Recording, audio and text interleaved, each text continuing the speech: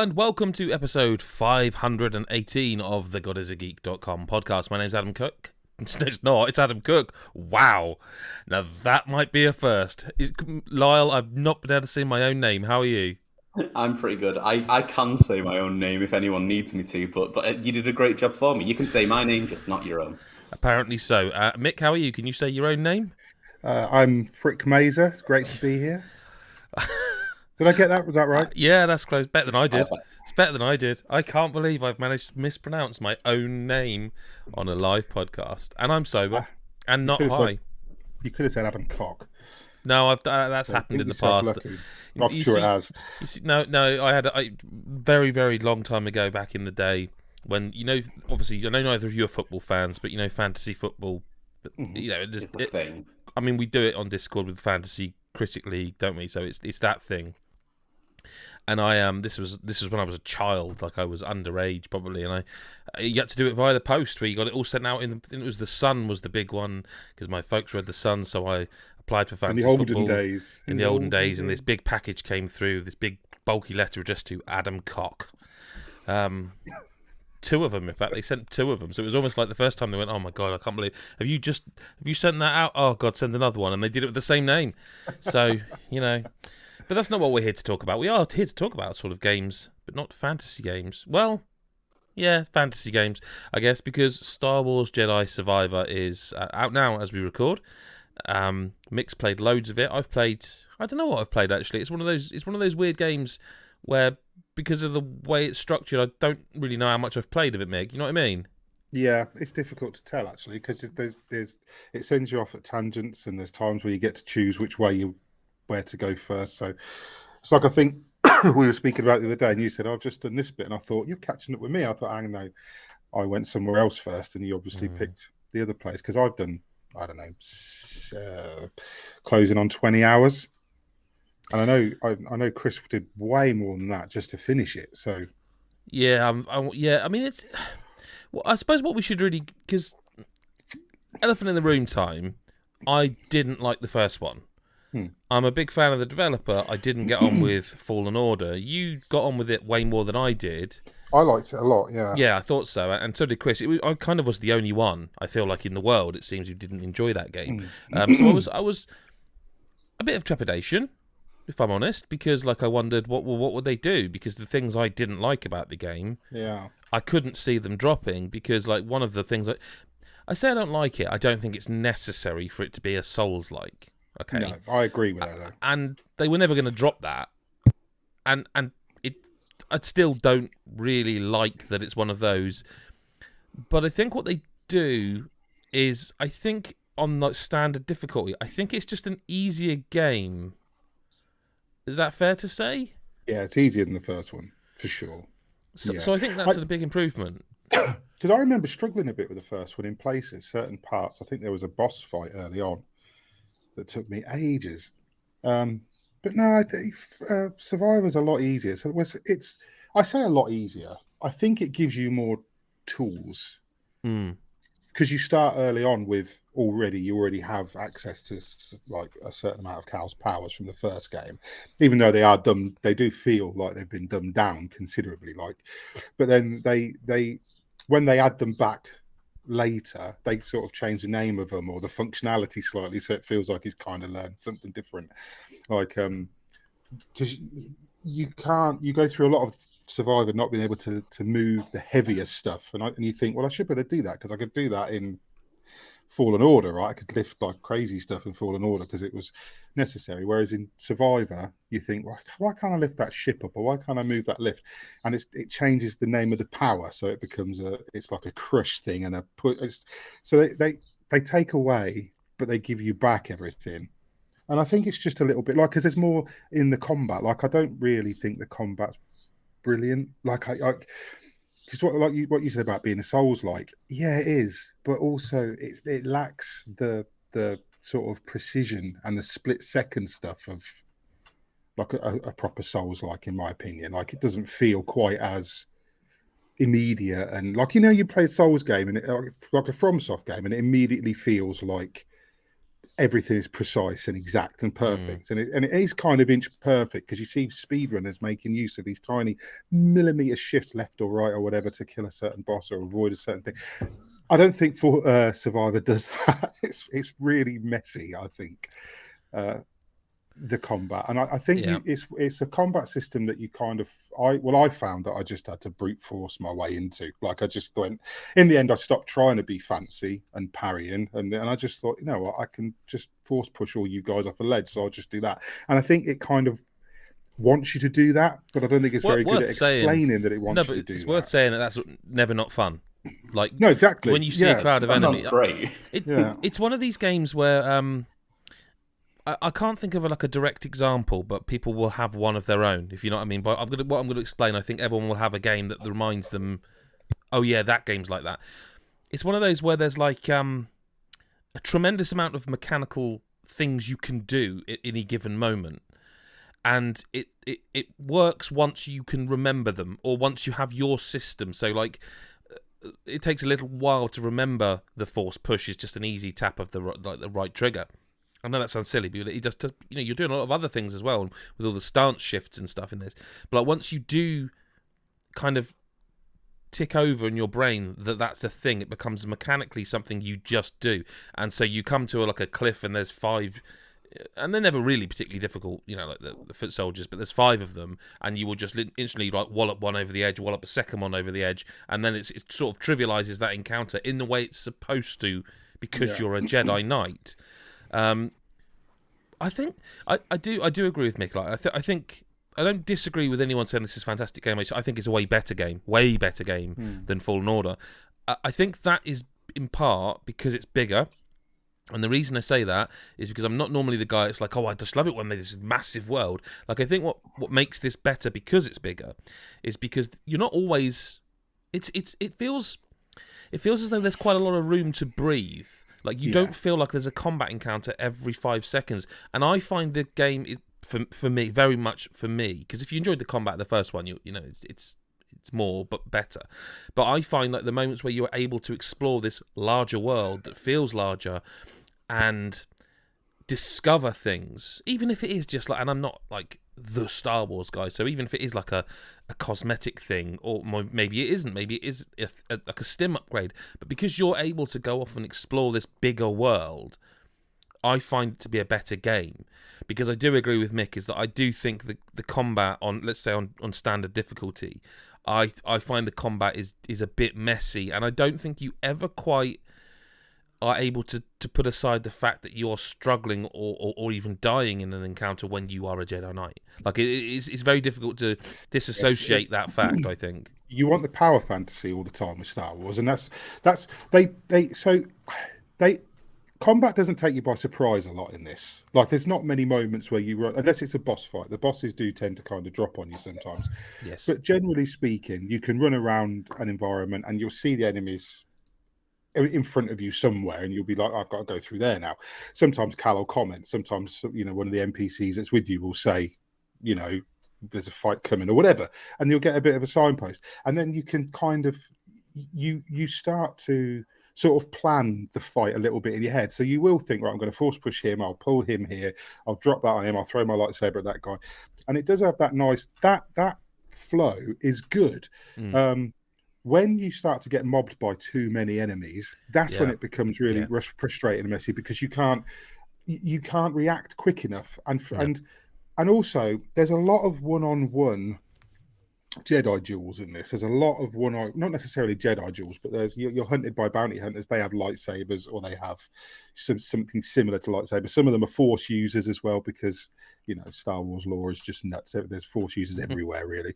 But you kind of want that to be like, or I really want that to be like Ghost of Tsushima. Where you do those duels in Ghost of Tsushima with the samurai or the outlaws that you go and hunt down. Do you remember?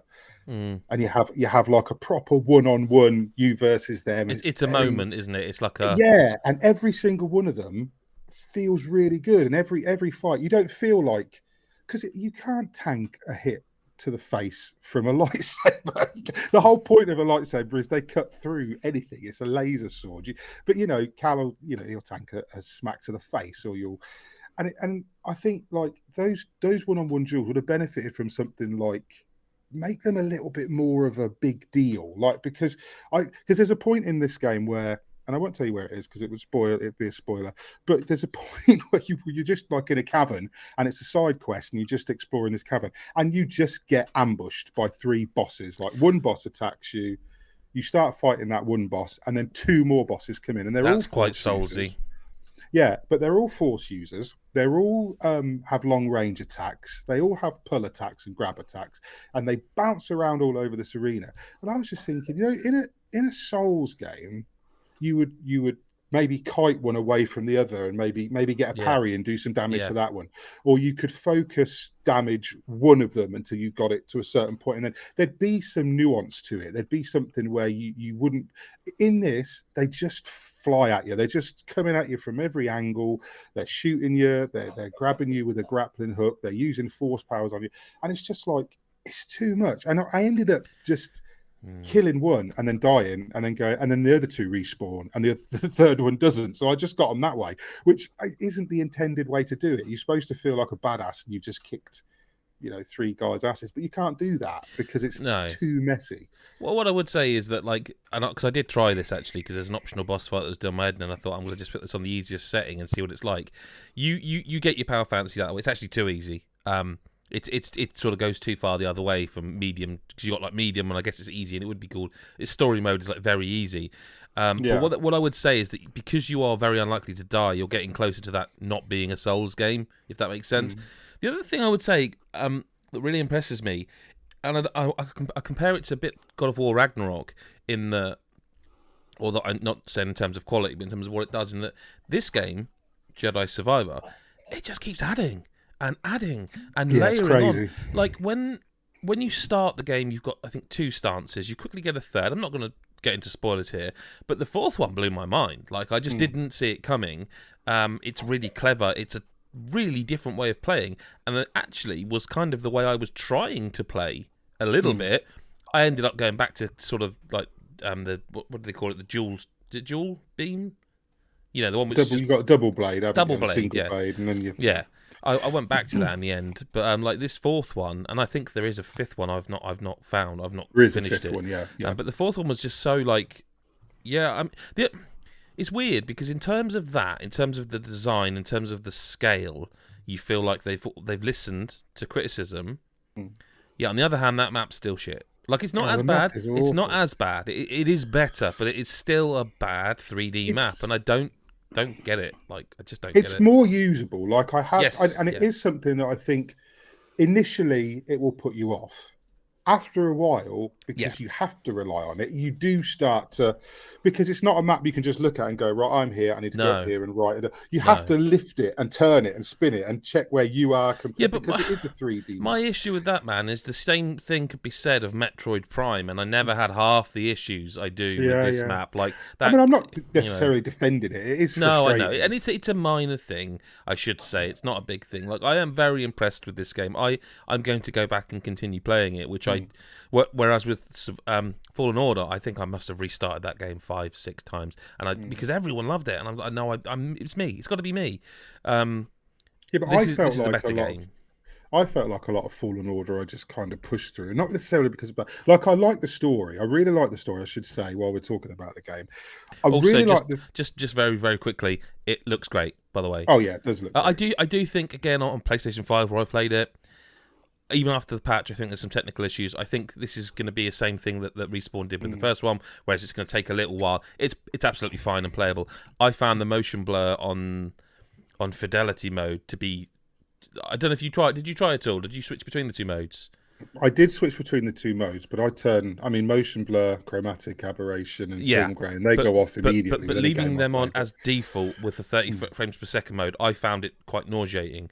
So I switched to performance, got you 60 frames. It doesn't hit it all the time, but it adds some screen tearing. But I played it in performance, and I removed those extra. Same. They drive me crazy. But yeah, the story you're saying, I mean, it's not one I can comment on really at the moment. the thing I like about this is, like, Star Wars at the moment is everywhere you look, and I think, Yeah. and for me personally, if Chris was here, he'd have a different opinion. I was looking forward to talking to him a little bit about this one, because I know he's a massive Star Wars fan, probably the biggest Star Wars fan among us, I think. I think so, yeah. And I used to be, but I've lost a lot of what's the word? I've lost a lot of the passion for Star Wars. I think There's been a been lot of drummed it, out man. me a little bit. There's been I a didn't- lot of Star Wars. Yeah, I mean, I'm one of those people that I didn't really like the prequel series trilogy. I didn't really like the sequel trilogy at all either. So I'm very much like, I like this Star Wars, and I liked the books when I was younger. I liked Rebels. You know what I mean? I really liked Yeah. Star Wars Rebels. So I like this time period of Star Wars. But what I like about these is that, because I'm a Jedi fan rather than a Star Wars fan. Like, I'll watch anything with Jedis in it, and I'll enjoy it to an extent, even if it's not great. But what I like about these stories, and I felt it in Fallen Order, but it's more so in Survivor, is that you can take this clean out of the Star Wars canon if you want to, and just enjoy it as a story, or you can drop it in where it's meant to be, and it all works. It doesn't rely on name drops. It doesn't rely on Easter eggs constantly. I mean, there are Easter eggs in this. There's a lot of Easter eggs in this to find. There are, like you can craft. I don't want to spoil it, but there is. But I like the fact. I was going to say something, and I thought, no, it's people not. find it. But I do like that it tells its own story, and I think Cal is a really good character. I think the supporting cast work really well with him, and I like the fact that it's not. I mean, yeah, all right, he's against the Empire. The Empire are the big bad guys. It's that period. It's set, I think, in the Rebels period-ish. But it feels like its own thing, that's what I like about it, because you can just go, I'm just enjoying this. Like, it doesn't. I don't have to care where, like, because everyone said, well, Cal's going to die at some point because he's not in, he's not in the next part of the story, whatever that is. I think it's. I lose where I am with Star Wars canon. Yeah, but like what you said, man, I was going to start watching Mandalorian 3, and I forget who. I think it was in in our Discord. Someone said, "Oh, you really need to watch." Was it Book of Boba? No, Book of Boba Fett. Yeah. and because I haven't seen it, and I'm like, oh, well, the thing is, I was really enjoying the Mandalorian, and I watched the Mandalorian 1 and 2, and I watched it all the way through, and I thought, well, okay, now that's back, I'll start watching it, and so I was like, oh no, you really should watch this. Oh, Yeah, and because probably that as well. Half of Boba Fett is Mandalorian. But like to me, that's like, oh well, I haven't really got that time right now. I could watch one episode a week of the show I was looking forward to, and what you're describing is the same thing. Is that, like, this is its own thing, and I think that's why I quite enjoy. I find Cal much warmer and much better as he's got older, if that makes sense. Like, well, he's less precocious. yeah, in this one. He's got and I tell you what, beard now. He's more- all rough looking and yeah. But he's more driven in the second one, which I like, because in the first one he's very much a victim of He's lived a circumstance bit. all the time. Yeah, and it's very much like, even though he becomes the de facto leader of his little group, he's not really the leader, because he's like a precocious teen, and he's cocky and he makes bad decisions. Whereas you can tell the Cal in Survivor has lived through the last 5 years and he's become the leader. So he doesn't seem. He's still a little bit cocky, and he's still a little bit, he acts without thinking. That's his character, but he's not irritating with it. He feels like somebody who's making the decisions, who's saying, right, I'm going to go and do this now. We're going to go and do that now. So he's become a proper protagonist. Whereas in the first one, he was very much, oh, this has happened to me, so now I've got no choice but to go and do that. And then, do you know what I mean? And it feels a lot. To play as that character in a game is much more compelling, because you feel like you're going with him rather than just watching stuff happen to him all the time and reacting to it because you have to. So I do think they've done a good job. I mean, the story's great. I won't get into it, because it's quite easy to spoil. But the story's brilliant, I think. I really like the new villain. He's a bit of a classic. He's a bit of a Kylo Ren. He's a bit of a whiny bitch, like you get sometimes in Star Wars, where you just want someone to smack him and shut him up, and he's. But like, what's the alternative? Is that they do stories like in the prequels where it's like just no. Yeah, or they just do another Vader, and everyone will just go, well, he's not as scary as Vader, so what's the point? So I do, but they have got a nice mix of villains in it, and some. I don't think it moves around enough. I don't think there's quite enough variety of locations. You see, but I'd argue that the first one maybe does that too much. Like, that's one thing that I was like, it just seems to be planet hopping, whereas this one does at least it feels like there's bases, if that makes sense.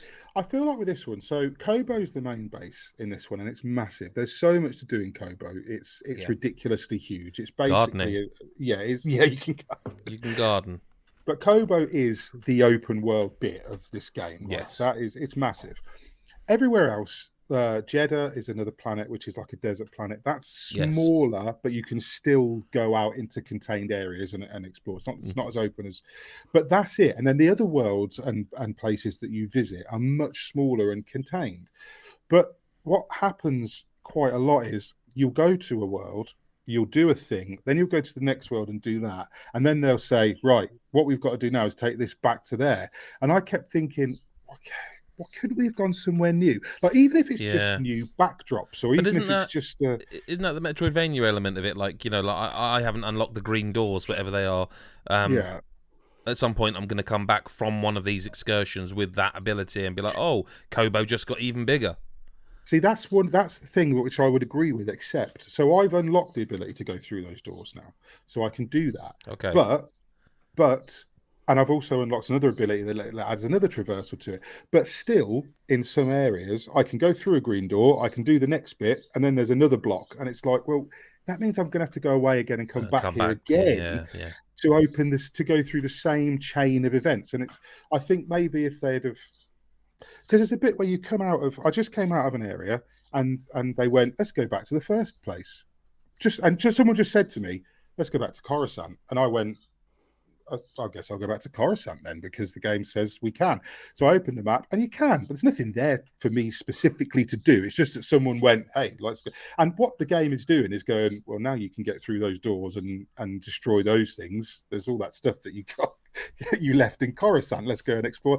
And it's good that the game does that, but at the same time, it's like, but I've got no story reason to go back there yet. So why are you telling me now to do it?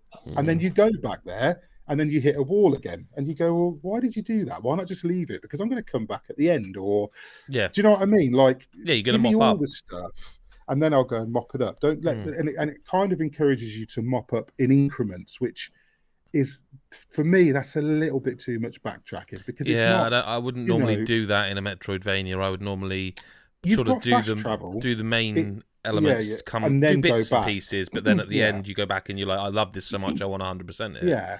I mean, it's good, when you spot something and you realise that you can open it now, you go and do it, and that's good. But like, I mean, like I said, it's got fast travel in the enclosed areas, but you can't just fast travel from one planet to another. So if you get, and a lot of the time it's very difficult because, like I said, the map's not great, and there is a thing you can unlock which highlights all the stuff you've missed on the map, which is brilliant. Yeah. Because until that point, you're sort of going back to a new area and going, right, I'm here now. Where the fuck was that chest I couldn't open? Where was that green door I had, or whatever? So I think it feels to me like the third one, which I'm sure there will be. I'm sure there will be. That Mick is announcing right now. I feel like the third one they'll nail 100%. Like, it feels like Respawn went from whatever Respawn were doing before to what they did with Fallen Order.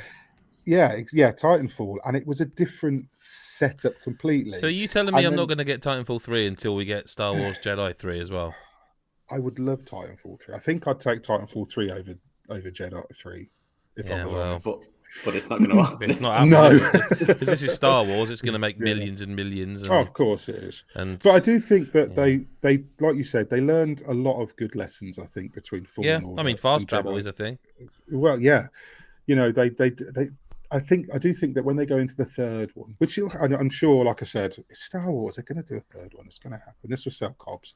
And then, well, it's EA, so it's got to sell cobs, otherwise someone's getting fired. But like, I would imagine that they will take the lessons again, and the third one could be something like genuinely fucking like spectacular. Before we move on, cobs? So it's got to sell cobs, you said there. Oh, it will sell a lot. No, I figured that's what it means. I was just trying to work out like the etymology. We need the mix of titles. Like, no. I got what he meant as such. I was like, where's that from? I don't honestly know. It's just something I've like as in corn on the cobs. I don't think so, because you can sweat cobs, which means you sweat a lot. You can sweat. I've heard that. I God, know I'm so that. But southern, also, I aren't I? don't know This is why. awful. This is I don't know. awful. I feel Let's so find out. southern and Yeah. oh well. Lyle, a game you've been following for quite a while is out now. Yeah. Yes, it Omega is. Strikers.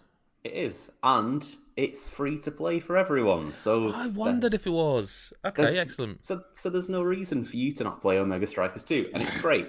Omega Strikers it's basically like a 3-on-3 football game, but it feels maybe almost a bit more like air hockey as well, like because the ball sort of bounces around a lot, and you have teams of 3 heroes, so you have sort of hero powers as well, and it's just sort of this weird sort of Right. blend of like Rocket League, League of 'Cause- Legends, Because that's what I and was air trying to work hockey. out. Like from what I'd seen of it, I was like, I get what this is. Like you say, Yeah. it's the air hockey team based, blah blah blah. Mhm. But then there's like this whole anime style to it, and I'm like, what is that? Because it almost looks like they've put Overwatch into Yeah, air hockey. But now you've said they 100%. have skills. It's like, right, Yeah, okay, they're all okay. totally different. So like the first player I picked up was just like the most. They're like the one that you'll see on the main image of Okay. all the art that they do. This girl, and she just has like her abilities are like she has a slide tackle, so you can get quite far across the map and. Now, kick do you have the to ball build up real- a meter for that, or is that just so you can do that? They're all on cooldown, so you've got like 4 okay. abilities on So, cooldown. so a bit of a MOBA almost in there Yeah, as yeah, well. it's got Bloody it's hell. got a little bit of that MOBA element to it. Or Okay. you've got a move that's just like quite a big hit that you can use on another. You can either use to hit the ball, it'll hit it harder, or you can use it on another character because you can like eliminate characters and they're gone for like 15 seconds. So you Oh. can kind of fight each other as well as playing.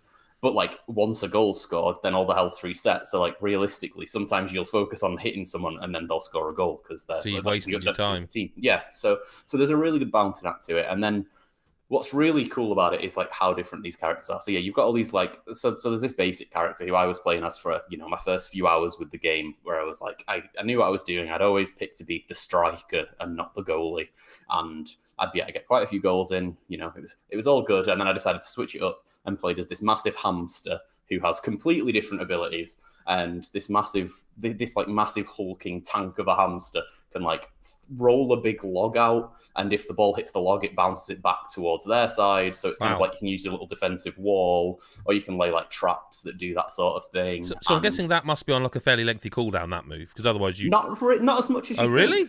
Yeah, Okay. because So everything what's to stop moves you kind of? very.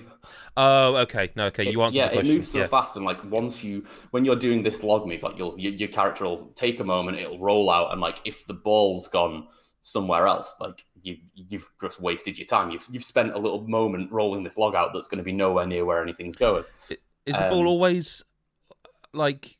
Because you described it like as air hockey. Is there like? Can you chip it? Like, can it leave? No, Go over it's the all- log. It's no, on. no, it's always on the ground. Yeah. Okay. And then how it works as well is like so it doesn't so you're not like getting goals like immediately over and over again because it's always like first to 5 and the sort of Okay. on the basic mode. Like before the sort of gate opens to their goal, there'll usually be like 2 different areas you need to hit on their side of the pitch first. So like sort of like little nodes you knock into. So you've got to bounce between if you want to defend those or try and like hit the enemy ones. And the different maps have different things. Like there's one with a black hole in the middle, so like the ball sort of curves a little bit around it, and all these little interesting elements.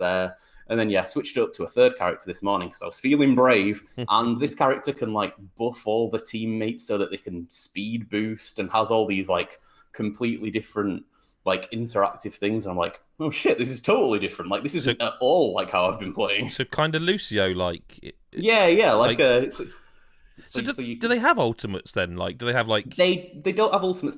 There's one ability that starts locked at the start of a game. Okay. And you have to like level up because you level up as you play as well. Oh, so it really is MOBA like then. It really is Okay. MOBA like, but like you level up quick enough that like usually that ability is activatable before you've really noticed you don't have it.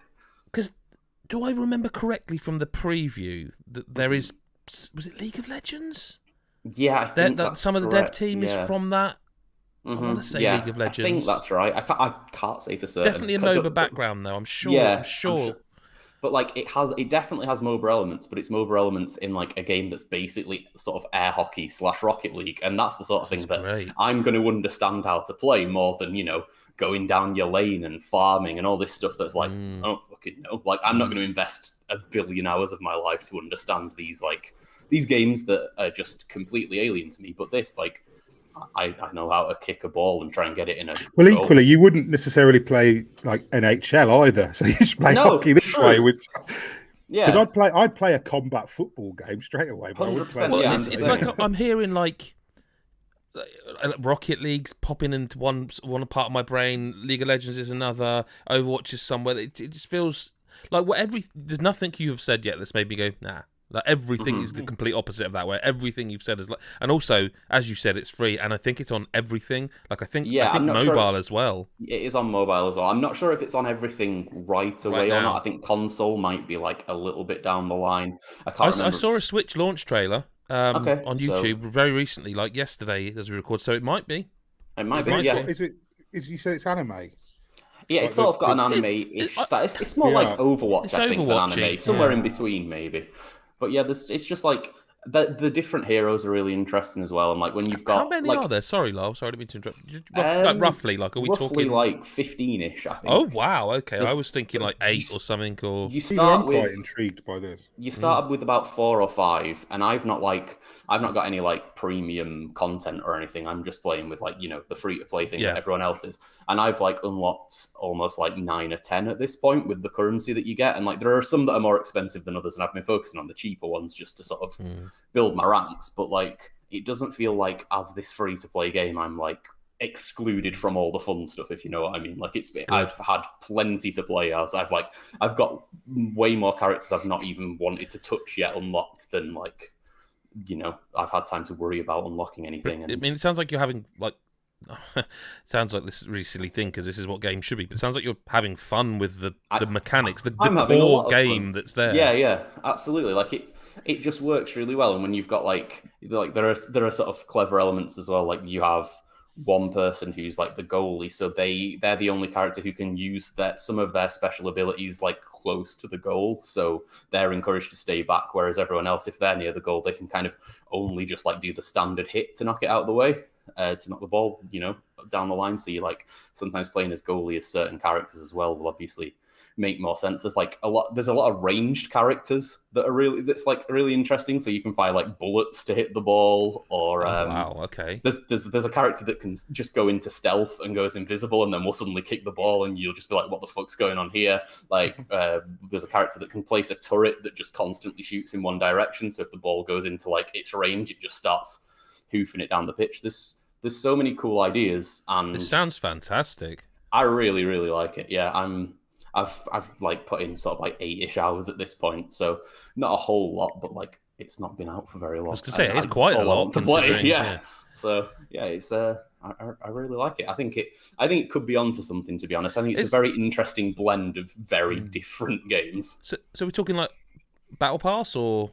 Yeah, I think there's a battle pass. Yeah, I've not got it. It doesn't sound like any of this is. I mean, I don't want to say it's not relevant because, of course, it is relevant in the grand scheme. But it doesn't seem like it's a bit like when I play Overwatch. It's like I kind of don't give a shit. I'm just enjoying playing it. Yeah, I was very much the same. I mean, at the same time as well, you've got a big mission list with your dailies, your weeklies, your seasonal. So like you've got things to aim towards. Like I finished my weeklies of like win 5 games as a striker, win 5 games as a goalie, and that's why I switched to playing as a goalie and trying different characters and stuff, because like I'm kind of incentivized to mess about with the systems a bit and give that stuff a go. And yeah, it's got like I've not jumped into competitive yet, but there's a competitive as well as like your standard. And yeah, I mean it's really cool. It's something I definitely want to try with, like, because so far I've just played with randoms and I've had a great time. It's not been an issue whatsoever. Like you can do a few little emotes. You don't really need to communicate because it's very fast paced anyway. Yeah. Like it'd be a bit too much to be like, get over there and I'll kick the ball to you. Like it's already bounced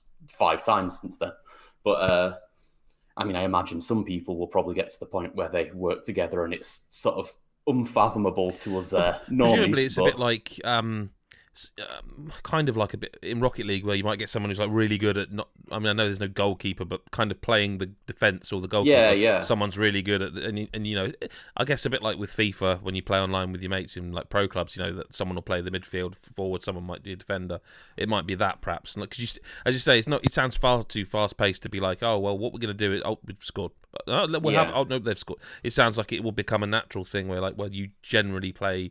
You perhaps your timing's great for defending, and I really want to play this, man. I mean, I did anyway, but what you've said is like, I really, really want to play this. It's just, I don't feel like there's been a lot of big, exciting multiplayer games this year. Like these things that we all have wanted to play together, because it's basically been, we've played Overwatch when we've had time to play multiplayer games, and that's been pretty much it. I mean, a few co-op games, like, you know, I know people like might wanted to do with like Dead Island 2 and stuff like that, but like this has sort of felt like the first for me, like a multiplayer game I want to get stuck into and would like to try and play with, you know, people I know as well. But even without that, you know, 8 hours, I've not. I want to play it now.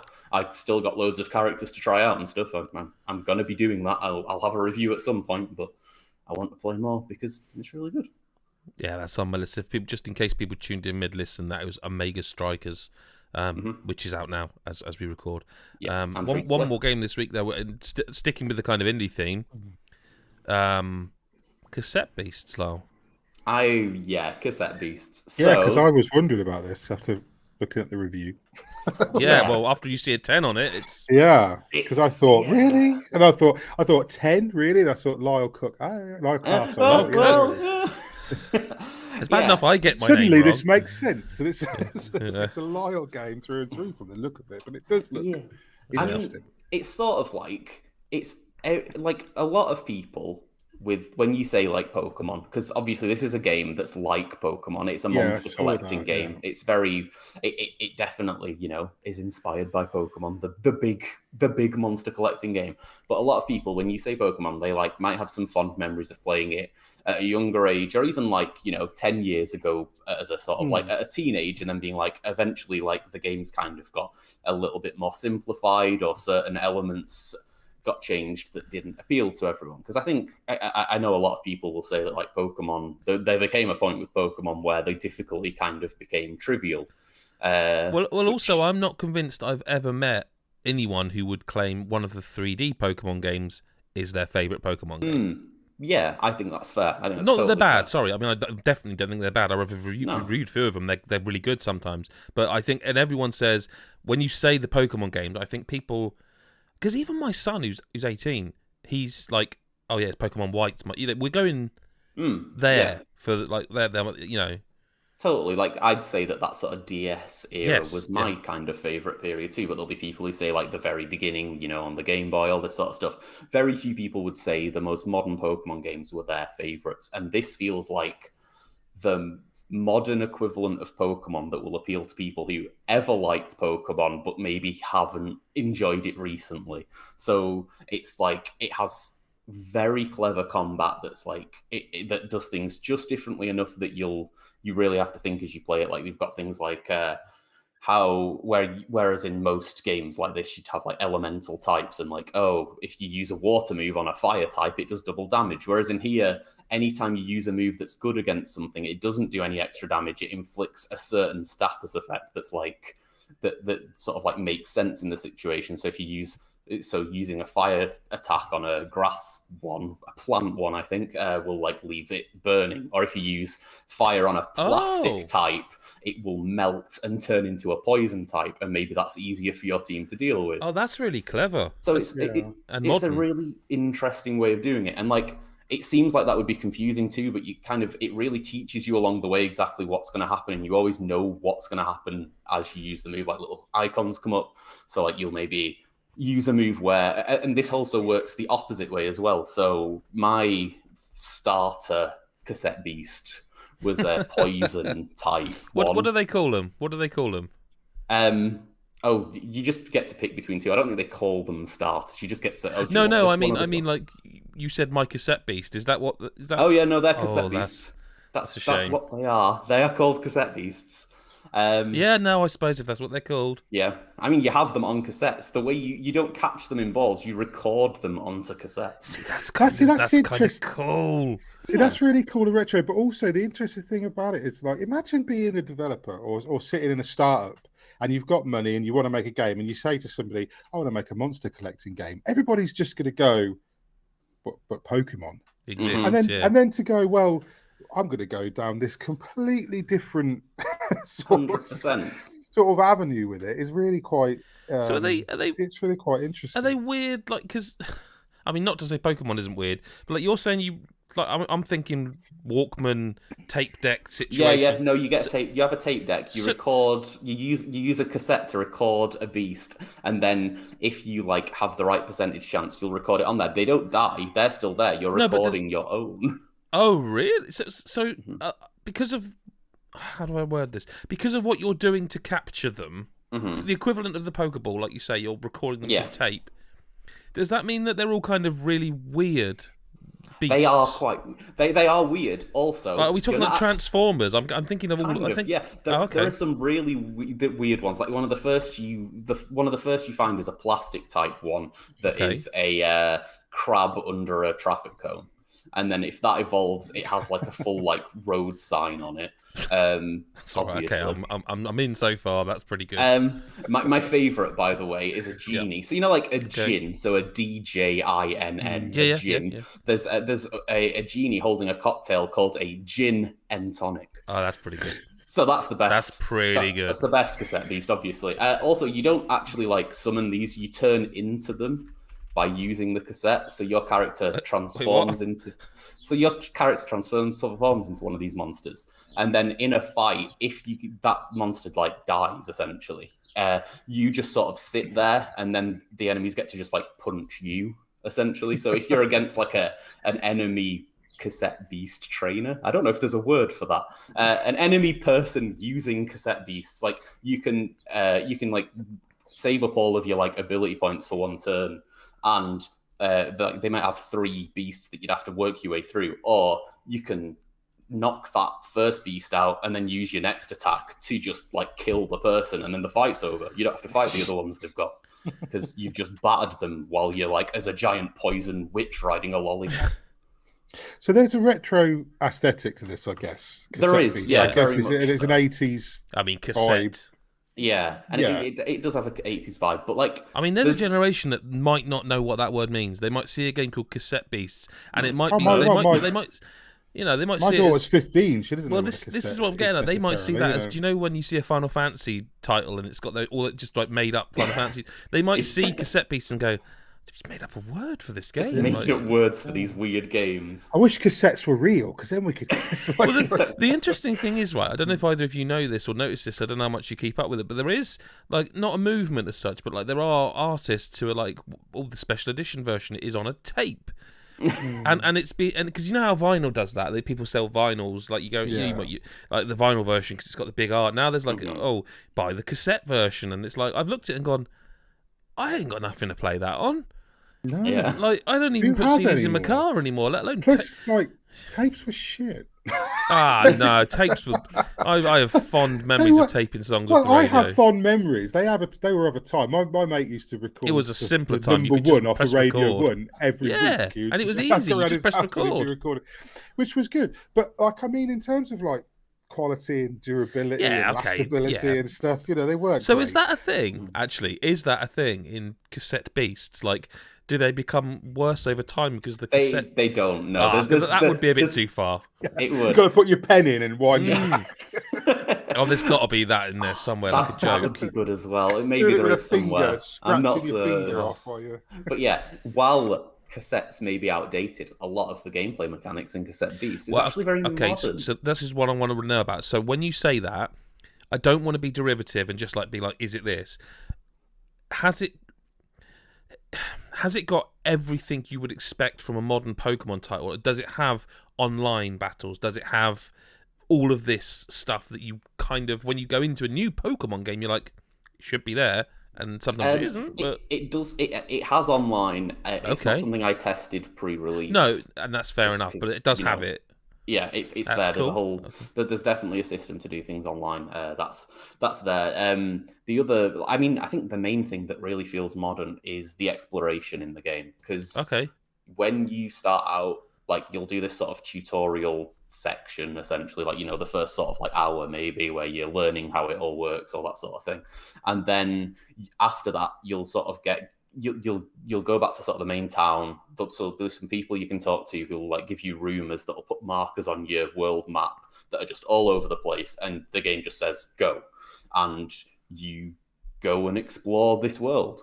Okay. It's totally open, and one of the ways that you explore this world is because you sort of turn into the beasts to like fight as them. Also, if you catch certain beasts, you get movement abilities. So the ability to glide, the ability to swim on water, the ability to climb up walls, like all these different things, which means that it's kind of a Metroidvania as well. Oh Christ. So you get all these powers, and you'll like be like, oh well, I don't know how to Magic get up here. words.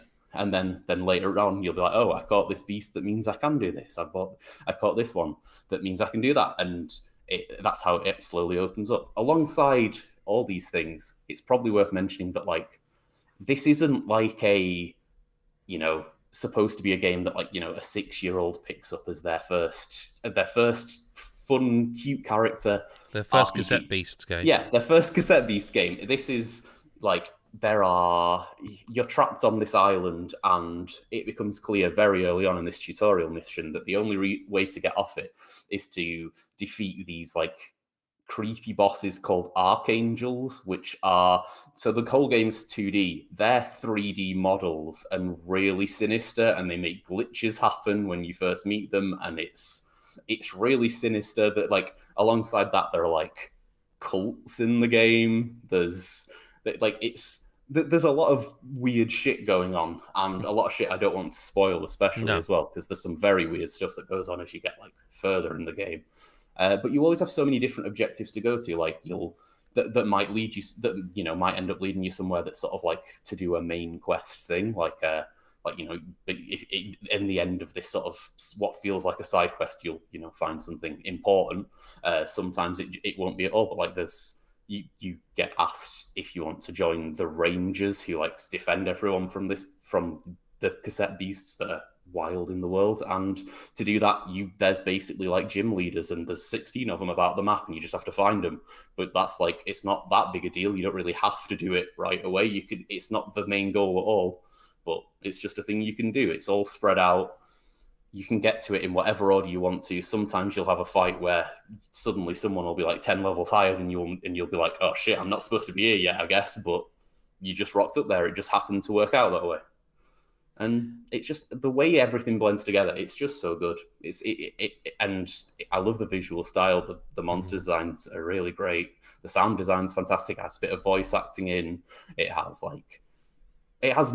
are some themes that have lyrics in. There's music with lyrics. It's not just like, your standard fun chiptune loveliness that you get in these games. They've thought outside the box in a lot of ways. And I mean, it sounds like something that, and probably sounds a bit silly, but it sounds like something someone really wanted to make. Like, you know what I mean? Yeah, like definitely. Someone's pissed off with the Pokemon games. Yeah, and they've gone. And it's one of those things where people have gone, let's just put everything in it that we want in a game for ourselves. And I think, and you normally find that it's indie games that do that anyway. That's a very indie thing to even have the creative freedom to be able to do that. But it sounds like it's something that somebody's had a lot of passion for, and because just you describing it sounds really, really creative. And to be able to say it's a game that's very similar to Pokemon at grassroots level, and yet it sounds really inventive and really creative and really clever, and that makes a big difference, because totally, absolutely. And it's I mean, I said it was like one of the first things I messaged, I think, Adam with, like, after I'd played like sort of like 5 or 6 hours, was getting kind of into it. I was like, this is the best Pokemon game I've ever played. It's not a Pokemon game, but it is, and it is the best of that genre. It kind of reminds me of when I played last year, when I played Chained Echoes, and it was like this Super Nintendo style like JRPG almost, and it was like, oh, but they just did it, and we're like, oh, what would make this even better? Like, it's one of those rare indie passion projects that just feels like someone took something they love and were like, maybe we can do something really interesting and maybe make this better than the source material either. And I think it worked. I gave it a 10. I love it. Yep. Sounds like it did. Well, he may not be here this week, but it's time for... Listen to Correspondence. It's time. It's time. Chris Hyde. Yeah, he may not be here, so I'm going to do most of the questions here, but we'll start with Mick, because Mick has sent in questions for all of us as usual, and we're going to start with you, Mick. That doesn't sound like that. Mick sent questions for Mick. Different Mick. Mick, would you recommend Age of Wonders 4 on PC with a controller or console? And was any of the DLC worth it if you had access to it? I didn't have access to the DLC. Mm-hmm. I don't think. No, I'm sure I didn't. I would always choose to play those games on PC. I don't, and like a lot of PC games, I'll still play with a controller. But no, Age of Wonders, I would always play mouse and keyboard, always on PC. There's something, it's a lot more immediate. I find them easier to get around on PC with the mouse and keyboard. Once you know your shortcuts, and it makes the game a lot easier. And I don't know, there's something that feels PC about them, like something from when you're growing up with these sort of games that you just feel like they should be played on a PC. Like it almost feels weird to even consider. If I get the option, someone says you want to play this on PC or PS5 or whatever, I'd always choose PC for an Age of Wonders game. But I did try it with controller for the sake of science, I guess. But I just find that the controllers just feel a little bit sluggish in these games, and I think the mouse and keyboard. I mean, they're not the sort of games where you've got to have lightning reflexes or anything. There's nothing that happens where you're like... No, but you don't want to be wrestling them. Exactly. And during combat, you do want to quickly make, snap decisions, or you want to pause it for a moment, or you want to, So, absolutely, I would say mouse and keyboard and play them on PC if you have the option. Okie dokie. Have you tried Title Update 5 for Sunbreak on Steam yet? No. I'm ashamed to say I haven't, and I just because I've just been playing too much other stuff, and I've been playing pretty much Star, and I'm also reviewing some stuff. Star Wars has pretty much taken over. I remember you saying you probably would, because you had other stuff to play. You were like, I probably won't play this for a bit, and then the next thing, and it's like, oh, he's definitely playing it. He's definitely playing it. Because Star Wars has been that sort of game where everything I'm reviewing on PC at the moment, I'm trying to shove on the Steam Deck so I can play that in between Star Wars, whereas Star Wars. Usually it's the other way around. But no, Star Wars is kind of dominating. I will go back to Sunbreak, but it's one of those things where I play Monster Hunter it's cyclical. How I play Monster Hunter, I'll play it and play it and play it and play it, and then I just suddenly don't want to play it anymore, and I'll go and do something else for a couple of weeks or months or whatever, and then I'll go back to it and I'll go, why haven't I been playing this? It's amazing. So I'll get back to the Title Update 5 and I think they've added a new monster in it, a final one. But I do think that Sunbreak, I don't think has been so great with the extra monsters like Iceborne was. I think World and Iceborne had felt like there were more reasons for me to go back than there is with Rise and Sunbreak. I'm not compelled to go, I better go and check out, because they brought back like Velkhana, which was one of the elder dragons from World, and it's like, do I really want to jump back in just to fight that monster again that I fought thousands of times or hundreds of times or whatever in World? So it hasn't had the same effect as World and Iceborne did in bringing me back. At the moment I'm kind of done with Monster Hunter for a bit. This last one, I don't know what he's getting at here, but he says, if Adam, me, forced you to play Street Fighter 6, would you pick Jury or Chun-Li? I don't know who Jury is. Okay, so not because I'm not a Street Fighter fan, so I would pick Chun-Li because I remember that character. But I haven't played a Street Fighter game since they were in arcades. In I think Street Fighter 2, I used to play on an actual arcade machine. That's the last time I bothered. Blimey. Okay. Just not a fight fan. No, it's not your genre, is it, at all? No. Lyle, this is... Well, Cassette Beasts or new Pokemon Snap?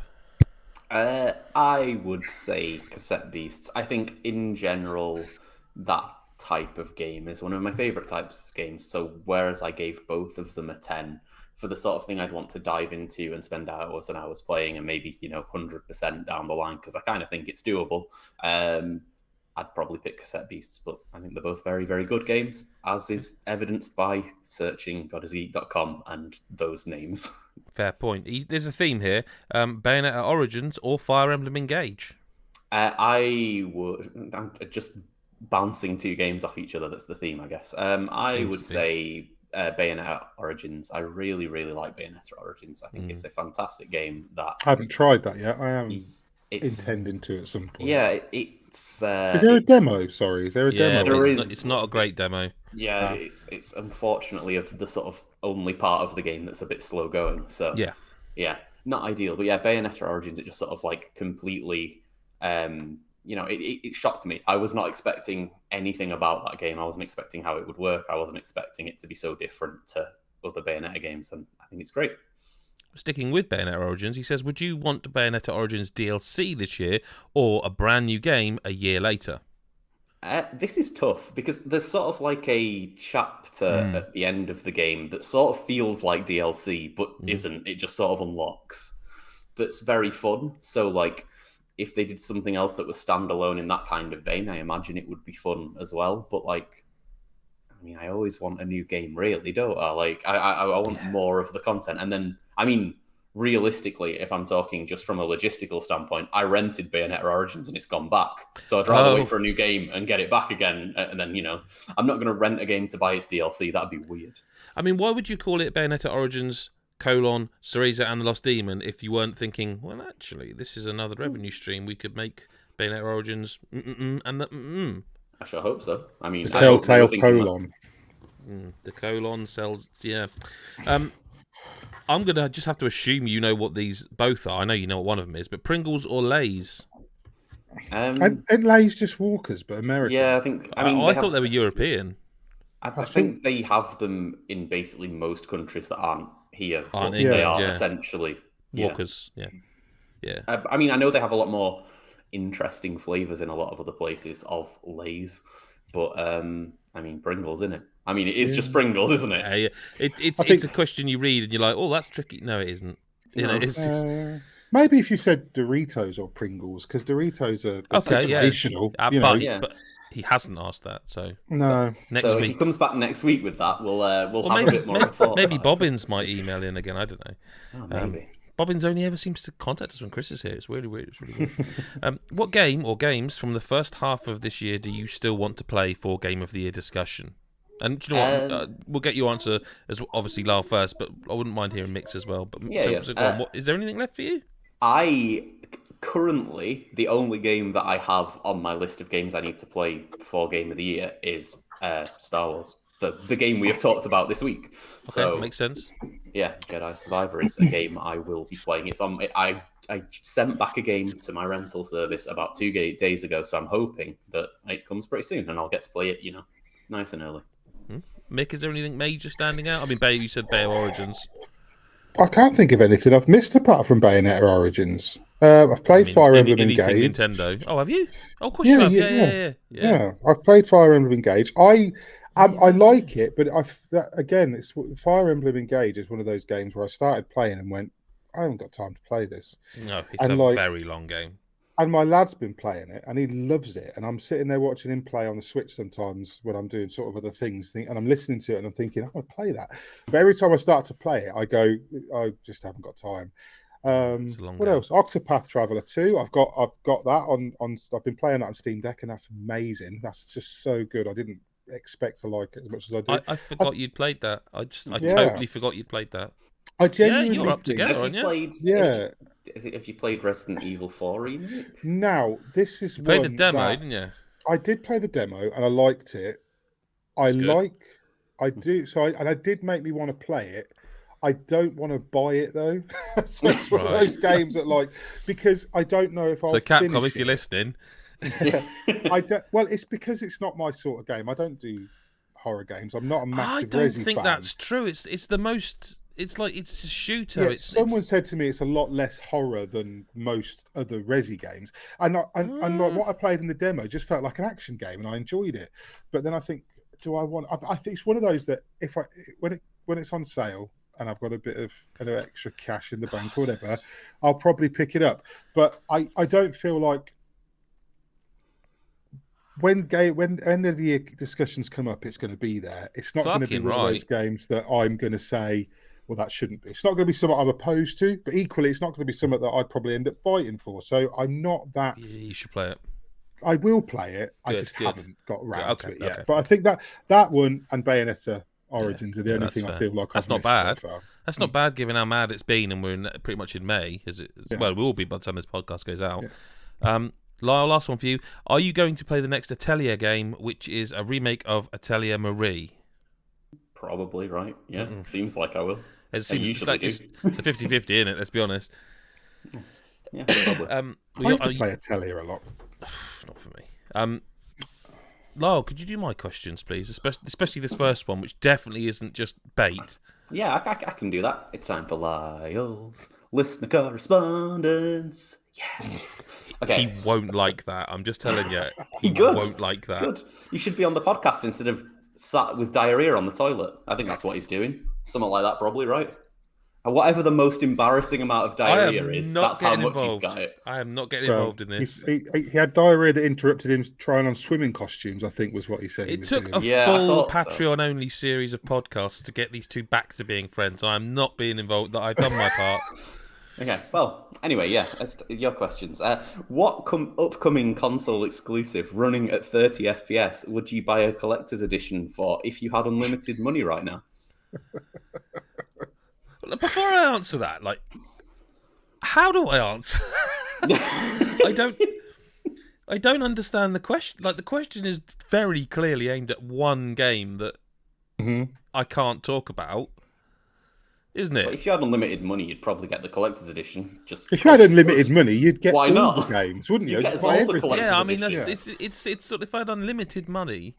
God, if I had unlimited money. I mean, You could yeah. build a game studio yourself and just remake all the games. If you I had don't. Yeah, I unlimited mean, money. I don't think I would be You here could right remake now all if the I had games unlimited with money. your would I? face on the protagonist if you wanted to. You could be Bayonetta. I You don't could have want to be Bayonetta Bayonetta. with Adam Cook's face on What, it. me That's what gyrating unlimited around money could dancing? get No. you. So I'm going to pay for it. Anything in all of them. All of them. Every game at 30 FPS that's coming out this year, Adam would buy them all. All one of them. Editions, All one of them. all one specific All game one that we're not even going to console name. exclusive that's been confirmed. All one of them. That's it. Perfect answer. Yeah. Barring Pikmin 4, Nintendo has nothing else announced this year. What is your dream lineup for 2023? Not including Mario.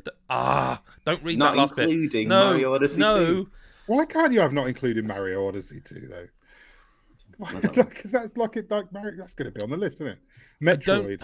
Fucking Metroid. I mean, my dream lineup, so I can choose it, is that I would want Metroid Prime 4 to be ready and out. I think that would be great. But I'm going to go for another one that is a little more left field. I would love Nintendo to come back out with another Punch-Out game. Well, that'd be interesting. Because Punch-Out on the... I've literally got a copy in a drawer down here. The Wii Punch-Out. Because you could use the balance board and everything for that. I feel like that just came and went at the time. That was great fun. And Punch-Out as a series is just great. Like, Punch-Out is a great, really interesting... It's the trouble is it's too arcadey, isn't it? Like it's too much of a. How do you? What Nintendo seems to do now is they seem to make any game in the series that, like, whether it's like Breath of the Wild, where they made it even somehow bigger, whether Mario Odyssey was like this massively long, big, loads of hours to play. They tend to do that now, and I don't think you can do that with Punch-Out. It's almost like Punch-Out is the game that would be perfect if we still did like Xbox Live Arcade era games. Do you know what I mean? So I would go there. Punch-Out in a Wii Sports. That's where they should put Punch-Out. They should put a whole mode. That's the other thing is they could easily add boxing, but it wouldn't be. The thing is, Punch-Out is just that. I know it is, and I know it's just a simple arcade game, but it's also kind of the character of it and the personalities. Yeah. I mean, you can't do that again. A lot of that stuff you can't really do in the modern era, but like they could do that game, just modernize it. I don't know. I would, and they still got the motion controls. Like, you know, I mean, I guess maybe they did try to do that with ARMS. Maybe. So Nintendo got nothing else banked this year. So you've got Pikmin is July. So like, I don't know if they're going to announce. Probably is going to. Well, this is the thing. Nintendo tends to do a game a month. Yeah. They do a game a month. Now, I don't know if they are actually just not going to put a game out in June because they think Tears of the Kingdom will be that big. Because they don't need to. They don't need to. So July is Pikmin, but that does mean we'll. I mean, it's a lot of months left, isn't it? It's a lot of months left, but there will be games we don't know about. There's rumours knocking around. I mean, I wouldn't be against. Like, what was it last time? Was it last year or the year before when they just suddenly announced for summer? Like, it was July. It was Paper Mario 2 years ago. Yeah. Wasn't it? Now, I would not be against them saying, well, look, that Metroid Prime remake went down really well. So what about if we just do a 1,000 Year Door remake for the summer? I would not be against that. I would be. No, I'm doing that to say I would be really, really, really fucking happy with that. Nintendo know what cachet they've got. Like, they can do that. Like, they don't have to hype something necessarily for months in advance. They can do it on a direct and go. Well, this is what I'm saying. So I can't really predict, other than to say, it. He says not a Mario Odyssey 2, but like it does. I mean, it feels time. It really does, because like Zelda has been that people forget Zelda and Odyssey, Breath of the Wild and Odyssey came out the same year. That's ridiculous. And Tears of the Kingdom's out this year, so I just don't see a proper mainline game like a Tears of the Kingdom, or I don't see them just doing, hey, by the way, we didn't tell you, but Mario Odyssey is out next month. It just isn't going to happen, I don't think. They it want might the be hype for something like that. That's the sort of thing you build up. I don't think you know, look how long they spent on Tears of the Kingdom. They did admittedly go away with it and then come back, but once they came back, it was marketing ramp. So, I mean, my dream lineup would be, I can't have the game I want, so I'm going to go Punch Out, I'm going to go F-Zero, I'm not going to go F-Zero because everyone will say F-Zero. I'm going to go, I want Mario Kart, a new Mario Kart with all the clever ideas that they come up with. It's been long enough for a new one, but they're still releasing tracks for that. I am going to say Metroid Prime 4, and that's it. And that's I can't predict them for the rest of the year. Something weird that we didn't see coming. Nice. I think that's a fair selection. This question, I like this question a lot because this seems to imply that you have a lot of insider knowledge. Why does Advance Wars not have a way to skip turns and make you seemingly hold ZR to speed it up? Why did they not play Fire Emblem and any modern tactics game?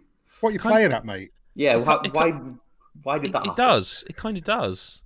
Like, if you go into the options, you can set up so that it's sort of, so when you finish your turn, you then have to obviously watch the enemy turn, like in any tactics game. And whereas in Emblems that you just press start and it just skips it. In this, you can't do that. You hold, like it says, ZR down to speed it up, like double speed. But you can change it so that you can like remove the animations. So, you know, when you go and do a battle, like it goes like an Emblem, it goes. Yeah. You can have that. When I was reviewing it after the first game, like halfway through the first game, I turned that off. So it's just like it just goes. It's like seconds. But you can. I'm pretty sure there was a setting to just like automatically skip it. Well, I think what he wants is a button to do it. Which why? Because I don't know why. So no, I don't know why. But you can sort of arrange it to be a bit quicker. Yeah. Okay. Fine. Given a choice between a savoury accompaniment with sweet coffee or a black coffee with a sweet side, what would you pick? Give examples. It's quite a complex setup you've got to do here. I don't drink black coffee, so I wouldn't choose black coffee with sweet side, because just having a black coffee with a, I don't know, chocolate biscuit doesn't make that coffee not just black coffee. Sweet. No, so I do like a sweet coffee. I'm a one sugar guy, but I also do like a salted caramel latte. Or a caramel latte. I'm a big fan of that. Christmas time, I like a gingerbread latte.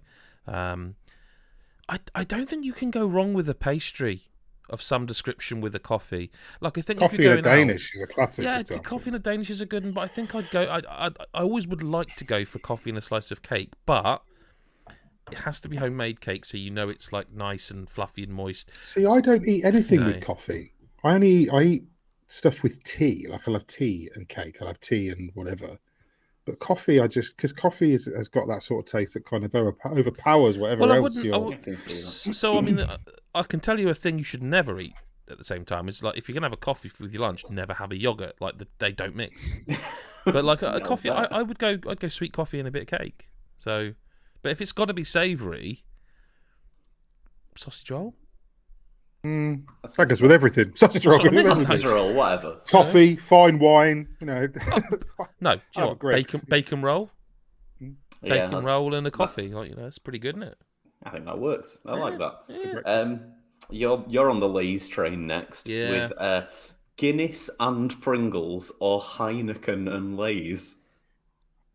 See, I think Heineken and Pringles. well, this is the thing. He split them into the two. I don't want either of those conversations, but I think the thing about them is of those four, I think Pringles is the best of the four. So I'm going to have to go just take Guinness the and Pringles Pringles because I and- don't mind a Guinness. I don't choose Guinness, but Heineken, I quite like theirs. What's it called? There's like a 10% lower. Oh, it's called Heineken something, and it's got blue design on it. And it's like a lower fat version essentially, and I quite like one of them. Platinum, is it? I don't know, whatever. And I wouldn't be. Well, maybe I would. The thing is, if I was going to the pub and I was going to sit there, I probably would go Heineken and Walkers. Yeah. Or I mean, I would probably go Heineken and a pack of nuts. If I'm totally honest with you, like Yeah, some spicy fair. nuts. I mean, that's better. If you actually were given any choices here and not weird walled off Well, things. I'm trying to think of I'll the tell you what- occasion where I would be sitting. Like I wouldn't sit at home with a Guinness and Pringles. So I you wouldn't go drink to a the Guinness. pub and Guinness You is a bar drink, and if you're what drinking I'm a saying. Guinness, you're not eating food while you're you're not drinking having a Guinness. Pringles. You never see anyone say, "I'll have a pint of Guinness and a pack of." You don't have to eat it. Guinness drinkers just drink the Guinness. But I also do like the idea of going to a bar and buying a full tube of Pringles from behind Yeah. the bar and just sitting there. It's a weird thing to get at a bar. do So, they yeah. even sell? I don't know. But yeah, no. Well, It's, somewhere will. no, I'm going to go Heineken and Lay's. I think as much as I would miss Pringles, I think Heineken and Lay's is the kind of more catch-all for me. I think I'd be that makes overall sense. happier if that was the choice.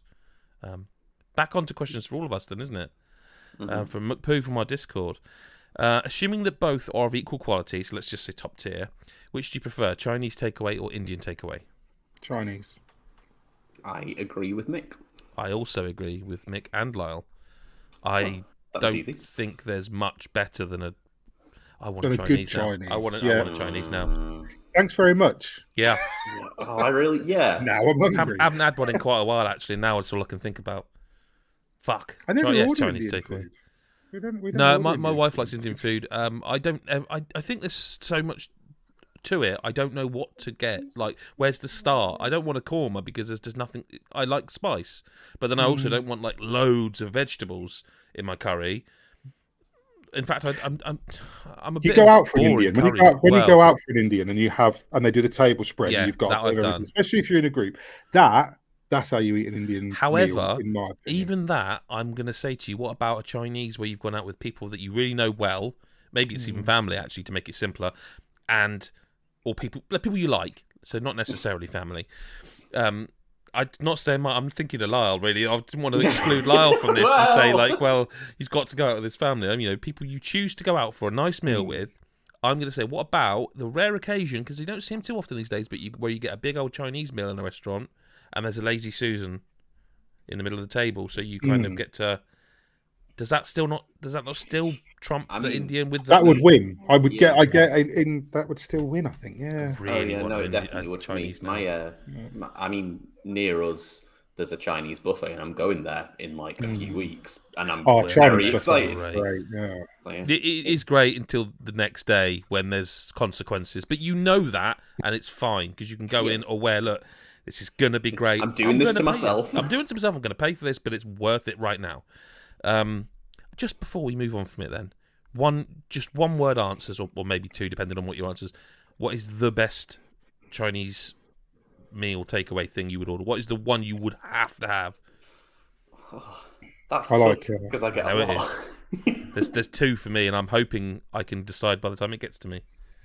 I tend to almost always go for noodles and black bean sauce. Wow, okay, that is not one I would have expected. A nice, though. good choice.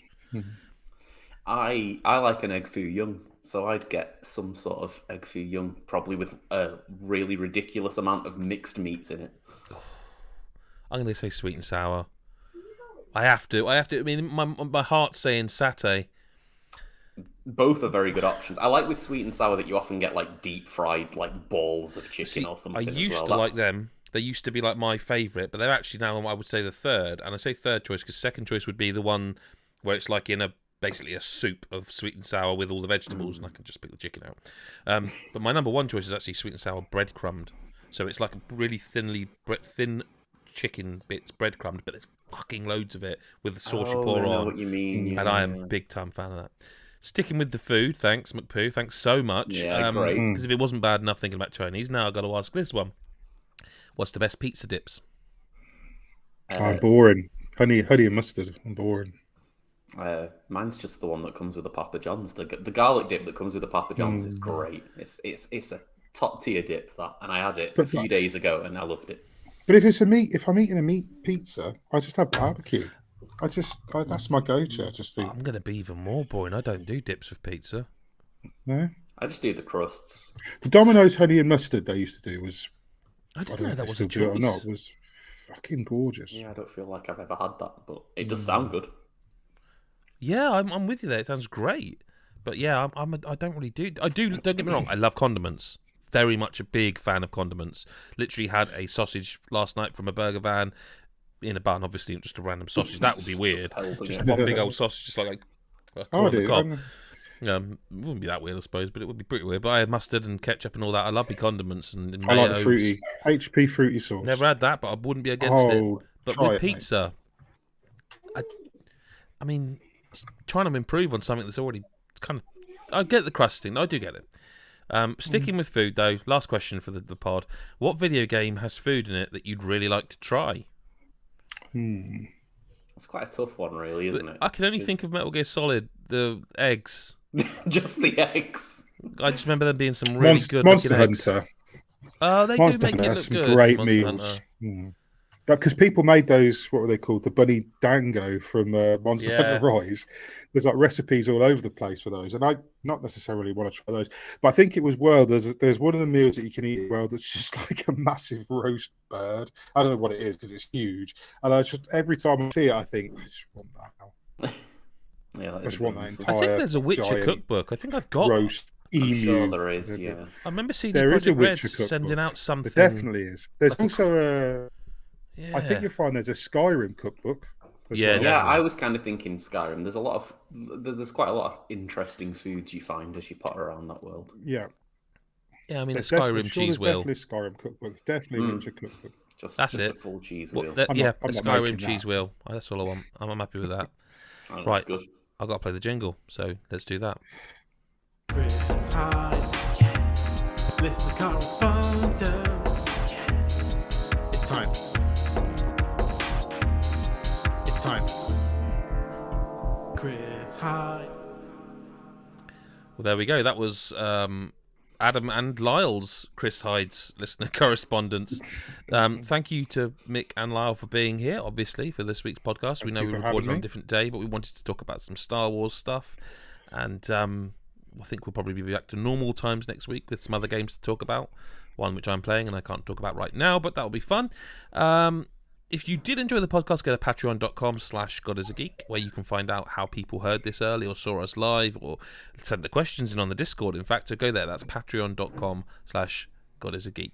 And for everything else, you can just type our name into Google and it'll find us, whether it's YouTube, Twitter, Facebook, I think TikTok. I think Chris does something on TikTok.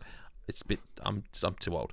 But obviously go to godisageek.com for all your gaming needs, including some tremendous guide work that you will see some really helpful stuff for some tricky games like Sherlock Holmes, The Awakened. Did I get that I right? think that's right, yeah. God, get you in. got it. Not Get Awakening. No, it's not The Awakening. I know. Don't, Mick. Just don't. Again, thanks to Lyle and to Mick and to everybody else. We will speak to you next week or whenever you choose to listen. Bye-bye for now.